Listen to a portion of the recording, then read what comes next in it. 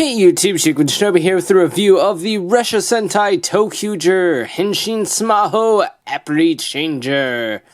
So Smaho is actually the Japanese word for smartphone, which is clearly what this is based on. It's basically like an iPhone, except on its side, and it folds out like one of them older kind of smartphones with the physical keyboards and stuff. So it's trying to be current, but slightly failing. But that is okay. This was released in June 2014 for about 3,500 yen, so about 35 bucks.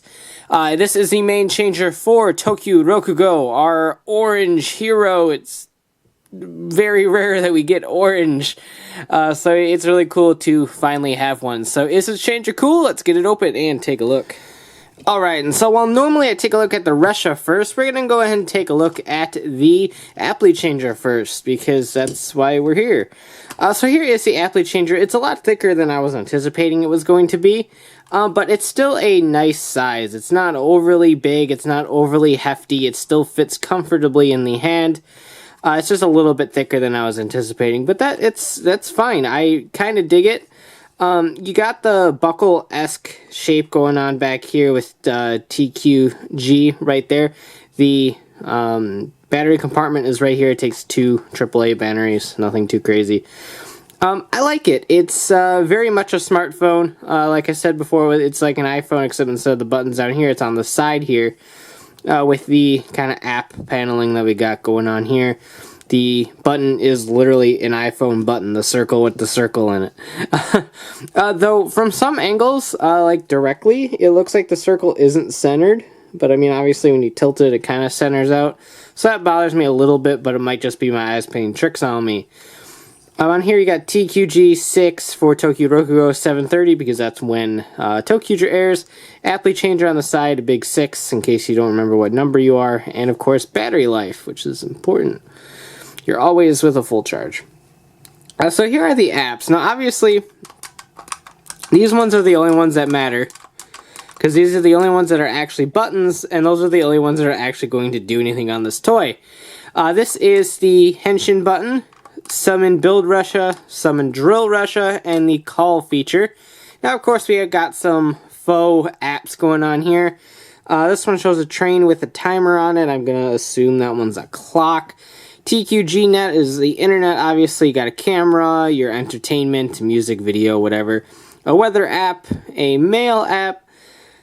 Not sure what that one is exactly. It's kind of hard to tell. YouTube, maybe that one's video and that one's music. I don't know. It's up to your imagination. You can do what you want. And this one's kind of the most interesting one because I'm not really sure what this one is. It kind of looks like a Norikai change feature, except as proven in episode 19, he does not have that functionality. So I don't know why he would have it. Maybe it's just like a catch-all choo-choo app or something like that. Yeah, so here we go. The on and off switch is right down there. And you'll note it's very quiet if we press the call button. But if we slide the tracks out, you'll notice it is much louder, and that is a newer safety feature that they're putting in cell phone morphers or changers. The legendary morpher for Power Rangers Super Mega Force has the same exact sort of functionality. When it is in phone mode, everything is very quiet. But when it is open, it is loud, because they're assuming that when it's in phone mode, kids are going to put it up to their ears, and if they hit a button it's really loud, it might damage their hearing or something like that. So it's just something to point out. So obviously we heard the call feature there. It doesn't continuously loop, you have to press it.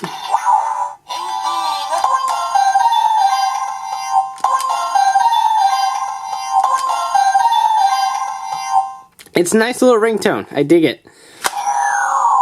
And then obviously we have the 2 summon Ressha's, which we'll take a look at after we transform. So without further ado, just press that, slide it open.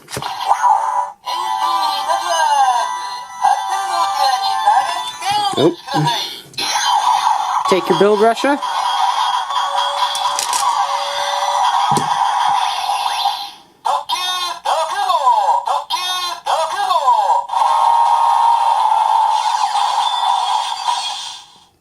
So now we're Rokugo, and it doesn't matter what you do. If you press it,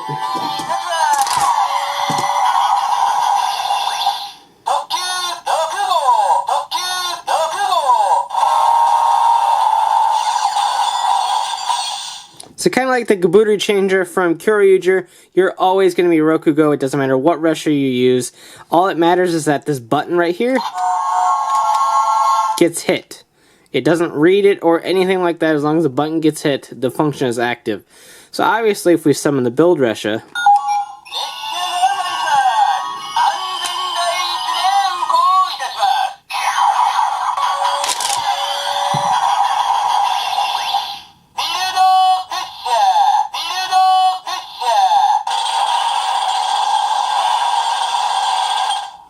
we got that. And the Drill Ressha is with the Yudo Breaker, which I actually have sitting right next to me, but to prove a point.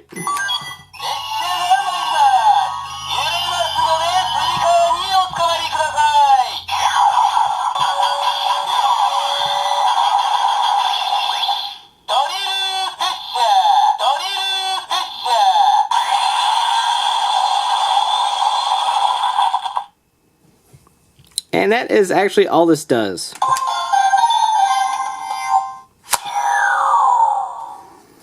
So it is a very simple toy, and much like the ToQ Changer, it just doesn't have as much functionality as its mainline counterpart. But without further ado, let's go ahead and take a look at the Build Ressha in the ToQ Changer.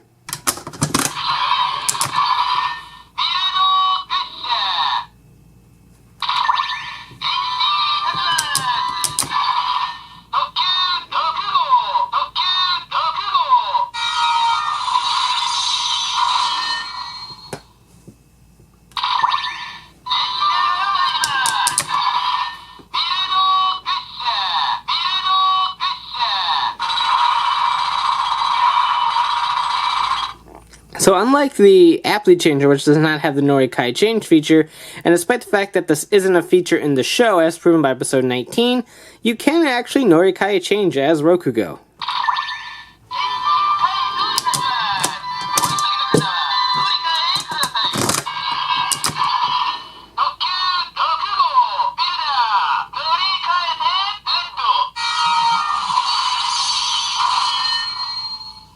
So it unfortunately doesn't say orange, it says builder, but that is an option as well. And it works for the other ToQgers too.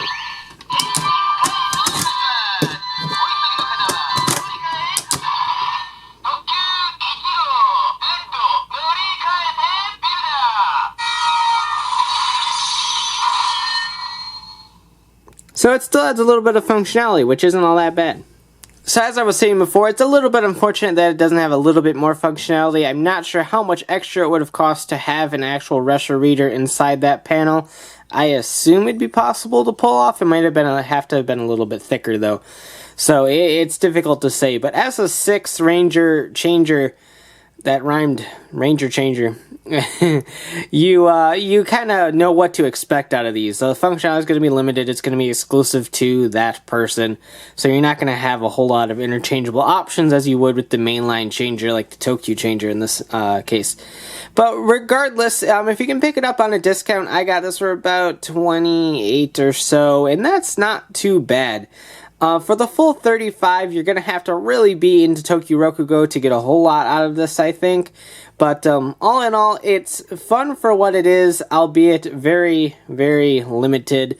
So if that kind of thing bothers you, then I can't really recommend that. But if you're a huge fan of Rokugo and you dig it, then it's definitely worth whatever price you're willing to pay. So thanks for watching, take care, and have a great one. Bye.